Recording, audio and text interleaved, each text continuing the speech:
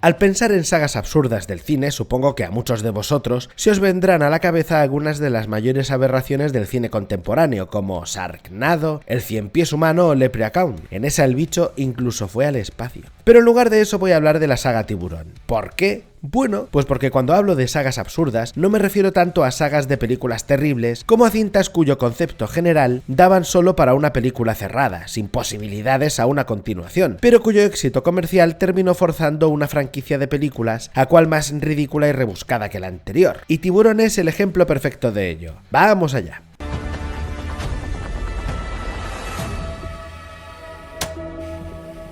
Tiburón, estrenada en 1975 y dirigida por un jovencísimo Steven Spielberg, es considerada por muchos, entre los que me incluyo, una verdadera obra maestra, una que me jodió por completo la experiencia de meterme en el mar sintiendo un microinfarto cada vez que algo me roza la pierna, pero una obra maestra. La película cambió de forma radical la historia del cine comercial y es que básicamente inventó el blockbuster moderno, esas películas de gran presupuesto pensadas para arrasar en taquilla. Y tiene mérito que esto lo lograra no gracias al tiburón, sino a pesar de él, y es que como todo el mundo sabe ya, Bruce, como apodaron al bicho animatrónico, no funcionaba casi nunca, lo que obligó al director a tirar de ingenio y jugar con la sugestión del espectador al poder mostrarlo bastante poco, dando de paso con una clave fundamental: el miedo funciona mejor cuando no se ve, y así fue como, por arte del destino, esta limitación técnica terminó convirtiéndose en su mayor acierto narrativo. El espectador imaginaba al monstruo mucho antes de verlo, y siempre era peor en su cabeza. Algo que se consiguió gracias a la música del autor de la banda sonora de mi infancia, el maestro John Williams, que, con un tema tan perturbador como simple, consiguió acojonar a generaciones enteras.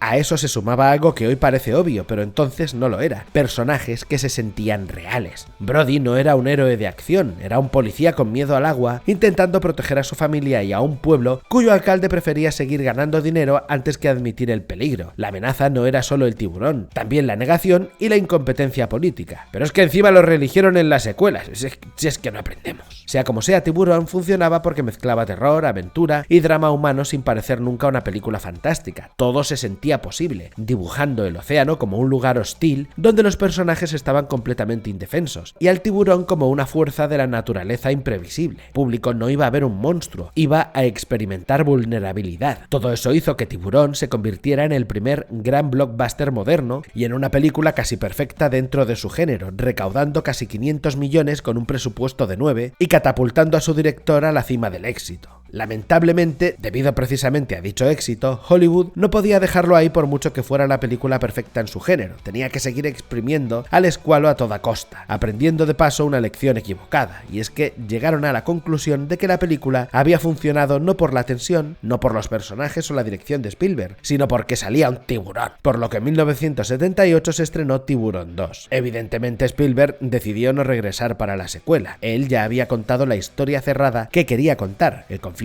terminaba, el monstruo moría y el arco del personaje se resolvía. Narrativamente, Tiburón no pedía continuación alguna, pero el cine comercial de finales de los 70 ya había descubierto algo irresistible: las franquicias. Aunque siendo justos, sí es cierto que la película funciona bastante mejor de lo que se suele recordar. Mantiene a Roy Schneider como Brody, y su director, Janusz Schwark, vuelve a jugar con el peligro creciente y entiende que la amenaza debe volver poco a poco, que a ver, no tiene el genio visual ni la precisión de la original, pero respeta sus reglas, sigue siendo un thriller efectivo, incluso notable dentro del cine comercial de la época. El problema es que en realidad no tenía nada nuevo que contar. Tiburón 2 es un refrito de la primera y precisamente por eso funciona, pero es que para eso ya existe la original, por lo que esta secuela en realidad no tiene razón de ser, más allá del dinero, claro está. Y eso por no hablar de que la mera existencia de una secuela ya cambiaba algo fundamental del concepto original. El tiburón dejaba de ser un acontecimiento excepcional, si ocurre 2 veces, empieza a dejar de ser creíble y a convertirse en un malo recurrente de la saga más que en una fuerza de la naturaleza. Aun con todo, a la película le fue muy bien. Con un presupuesto de 20 millones, tuvo una recaudación de poco más de 200, nada comparable a la original, pero increíblemente rentable, por lo que obviamente Hollywood continuó forzando la maquinaria y en 1983 llegó a las pantallas grandes Tiburón 3D, una película infame con un descenso de calidad evidente en todos sus aspectos. La historia abandonaba a Amity, el pequeño pueblo costero en el que se ambientaban las 2 primeras entregas, que ya se había convertido en un personaje personaje más de la saga, llevándose la trama a un parque acuático en Florida. Y también perdía a Brody, su protagonista. De hecho, Roy Schneider era de los que pensaba que la primera era una historia cerrada que no debía continuar, y si volvió para la secuela, fue únicamente porque estaba obligado por contrato, por lo que, ya libre de ataduras, era impensable que volviera para la tercera, por lo que se tuvo que continuar dando protagonismo al hijo del personaje principal interpretado por Dennis Quaid, un intento de mantener a duras penas las escasas conexiones con las dos primeras entregas, y poder decir que efectivamente esto era una secuela del Tiburón de Spielberg, a pesar de que ya ni siquiera apostaban de verdad por el terror o el suspense, decantándose en esta ocasión por el espectáculo, construyéndose alrededor del reclamo tecnológico del momento, el 3D. Un 3D de mierda, debo añadir. Y claro, a estas alturas, en una tercera entrega, el suspense desaparece por completo y el tiburón pasa a ser una atracción de parque temático. Lo que antes era terror salvaje y miedo a lo desconocido, se convertía en un gancho de marketing cutre. Y es que cuanto más se repetía la fórmula, más se erosionaba la idea original. El animal ya no era naturaleza imprevisible, sino un enemigo recurrente que parecía perseguir a la misma familia por pura conveniencia de guión, aunque al menos aquí, por mucho que fuercen la aparición de un tercer tiburón, se sigue dando por hecho que el bicho ha aparecido en la vida de la familia Brody por pura casualidad, lo que nos lleva a Tiburón la venganza de 1987, en la que rebasaron definitivamente todas las líneas rojas. Y es que a estas alturas la saga ya había perdido a Spielberg, a Schneider, el realismo, el suspense, y en esta película terminó abandonando la lógica más elemental, y es que lo que empezó como un thriller sobre el miedo a lo desconocido estaba a punto de convertirse en algo muy distinto, absurdo y ridículo, el último clavo en el ataúd de una saga que jamás debió ser tal cosa. Llegados a este punto, el mayor problema de Tiburón la venganza no era el presupuesto, muy superior a la cinta original, ni los efectos especiales, ya que los de la primera tampoco es que fueran gran cosa, ni siquiera el desgaste natural de la saga. El problema era mucho más profundo, y es que, como el propio nombre de la cinta indica, en Tiburón 4, el bicho busca venganza. No ataca porque esté en su territorio, no porque confunda humanos con presas, no por instinto animal, no. Ataca específicamente a la familia Brody